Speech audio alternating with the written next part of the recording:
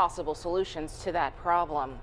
People in Moundville thought 9 feet deep floodwaters would dry up during the weekend. That water kept them from driving home, in their cars at least. Leigh Garner now joins us live from the Moundville boat landing. And Leigh, did they get their wish? Well, Trent, I was pretty surprised when I got out here to the Moundville boat landing. As you can see, the Black Warrior River way on back there behind me. But if you take a look at the ground here, all around our feet, see all of this mud? All the way up until probably about this point right about here. That's where the water was when we were last out here. Now, locals telling me the Black Warrior River right there right now, still high compared to what they're accustomed to. That, with the rain, has made them a little bit nervous that they could be looking for some intense flooding here. There's a lot of vacation days used to stay here and watch the river rise. Here's something we weren't able to show you when our crews were at this same spot last week.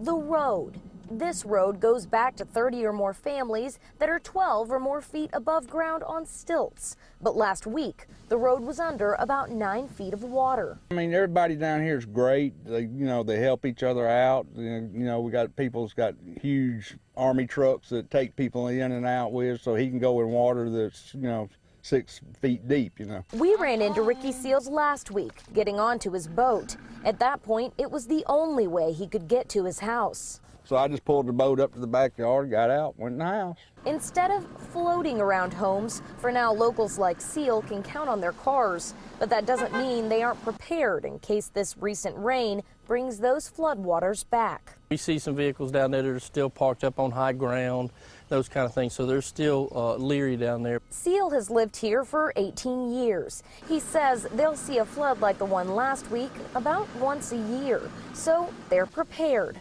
But tomorrow I'm planning on going back to work and just, every day is normal. Keep an eye on that rascal. If it gets on up, then I'll deal with it.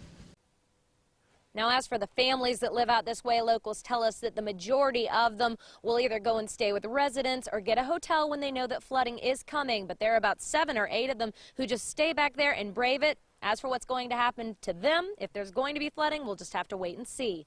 Reporting live in Moundville, Leigh Garner, CBS 42 News.